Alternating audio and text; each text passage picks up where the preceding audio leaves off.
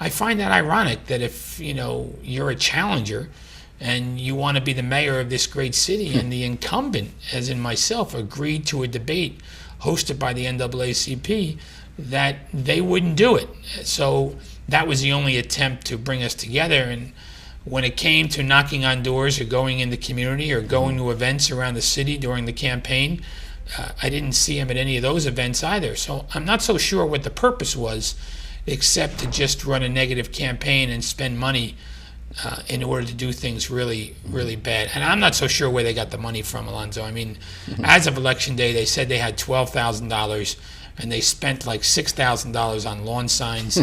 And so they did everything else and all of this negative stuff on $6,000. I mean, somebody's cheating somewhere on the election law reports. We hope to flush it out and send in the proper complaint at the proper time. Okay. Now, what were some of the key accomplishments that you think resonated from residents during your door-to-door and coffees?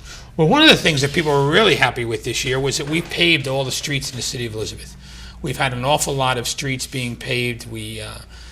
I believe the director of Public Works told me that since I've been the mayor to present, we have literally paved every single street at least once. That's unheard of in any other community in the state, that we've put that much focus on maintaining proper roads and maintaining the proper curbs in areas. The Jersey Gardens Mall, people don't forget the Jersey Gardens Mall either. I mean, a lot of people come up to me and say, Mayor, you gave me an opportunity for a second job with the Jersey Gardens Mall. You gave me an opportunity to work in the community with the Jersey Gardens Mall. Or I've been able to buy my kids that extra gift for Christmas because of the work I do with the Jersey Gardens Mall. Hope 6 housing in the port section of our community has been tremendous as well. Not only do we change the face of public housing, but we change the lives of the people who live in public housing. So those big accomplishments are good, but the most accomplishments I think that we're really proud of is that we're in touch with the community. Well, I'm proud whenever I travel, go places, people always say, oh, you're from Elizabeth. I know the Jersey Garden Mall, IKEA. And I mean, so much has changed since you came in office, positive change. So I must commend you and your colleagues for doing so. If you had to name 2 or 3 that come off the cuff since '92, what would you say? Well, the two big ones are Jersey Gardens and the Hope 6, which renovated public housing, but also the building of the new homes in the city of Elizabeth, the waterfront homes, the revitalization of the waterfront. That's a big issue as well. The new schools that we built in the city of Elizabeth. We built 9 new schools in our city. Unlike any other city in the state, we've been consistently making sure children have an opportunity for education. Our after-school programs, the SEWR program, Alonzo, which you helped start and now are heavily involved in, SEWR 1 and SEWR 2, the LEAP program. All of these programs are giving young people an opportunity after school. We do in the city of Elizabeth, and it's extremely important that we need to continue these things in the face of large budget cuts from the state of New Jersey. You're very modest, I must say, because I mean, you talk about SEWR and different things, they're free. And I don't know of any other place that has free after-school programs, so I must thank you. And also the many hotels, the restaurants, so we'll talk about that and many other things. We come back after these words, okay? Yeah. We'll be back for the second half of our city with my special guest, the Honorable Mayor J. Christian Bollwage. Thank you.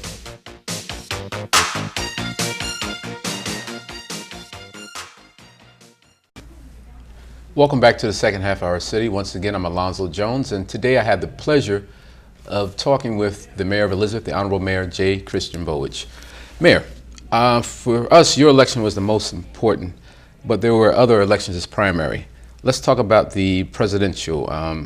Let's talk about Barack Obama. Surprised or not? No, not really. I mean, Barack Obama really good campaign. He did such a great job in reaching out to people. Senator Clinton won New Jersey by, I think, 10 or 11 points, but she had no operation in the caucus states. And the caucus states delivers delegates to the Democratic Convention. And what a lot of people were forgetting about is it was a race to get so many delegates.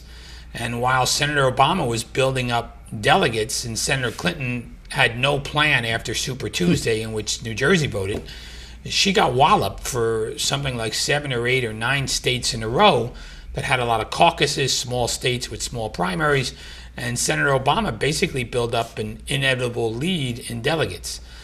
She came back somewhat in April and May in some of the big states in Pennsylvania and Ohio and Texas. But Senator Obama at that point had too big of a lead because on the Democratic Party rules, you were able to split the delegates. And it was a great campaign. I think it was a good campaign for Democrats. I mean, I do believe that Democrats will get united during the summer, and whoever Senator Obama picks for a vice president, the Democrats will be solidly behind the senator, and because I think we had enough of George Bush, and I believe that John McCain is just going to be another 4 more years of George Bush. There needs to be a focus on the United States. This bit of focusing on Iraq is really, I don't understand why we went there in the first place. I always thought the problem was Afghanistan with Osama bin Laden, and we ignored that area. You know, we went to fight in Iraq. Maybe 100 years from now, there will be something written that says why we did it. But I think a lot of people are scratching their heads why, and a lot of young men and women lost their lives in those families. I have the deepest condolences because these people have paid the ultimate sacrifice in defending and representing our country. True. Now, you said the vice presidency. Clinton for vice president? Yes or no? I don't think so. I'm not so sure that would be a good idea. If I'm Senator Obama, I'm not so sure that he's going to have Senator Clinton as his vice president. Senator Obama's message has been all about change. Senator Obama spoke that we need to change the culture of Washington. We need to change the focus of Washington. Senator Obama has been the bright, new, young face. Senator Obama has talked about change. Senator Clinton, while she's a change from the president administration, she still is about somewhat of the past during the 1990s when her husband was the president. She was involved in a lot of issues. I think it cuts into Senator Obama's message if he picks Hillary Clinton as his vice president. I don't believe that's going to happen, yet it is his choice, and he has the right to pick whoever he wants. I'm not so sure that's the best thing he can do in strengthening his ticket. If he's a new, bright, young face, which everybody believes he is, he's only been in the U.S. Senate for 2 years, so he's going to have some inexperience issues to be dealt with, and I'm sure McCain's going to throw them at him. So he needs to pick someone maybe a little more experienced in foreign affairs, or someone in the military, or someone experienced in domestic, situations here in our city, in our country. And I think if he does that, he's going to have a well-balanced ticket because he's going to have the ability to still speak about change and still deliver great things on change, and yet he'll have someone in the number 2 slot who can say that, hey, I've been there, I've done it, I know what's going on some of these issues, and they'll play off each other real well. Starting to get the feeling I'm seeing him with Larry King or something. You're a very smart guy here. I don't know about that, Alonzo. It's just some of my thoughts from reading the newspapers all the time. Okay. Lautenberg versus Andrews. What were your thoughts on that? Well, I was a Frank Lautenberg supporter in that primary, and Senator Lautenberg and I ran on the same line, which was column B in the city of Elizabeth. Congressman Andrews has done a great job in the Congress, and he's represented us tremendously well, and he's helped the city of Elizabeth on some issues. Congressman Andrews actually was responsible for having the federal audit of the Elizabeth Board of Education, which unveiled hundreds of thousands of dollars in misappropriated funds.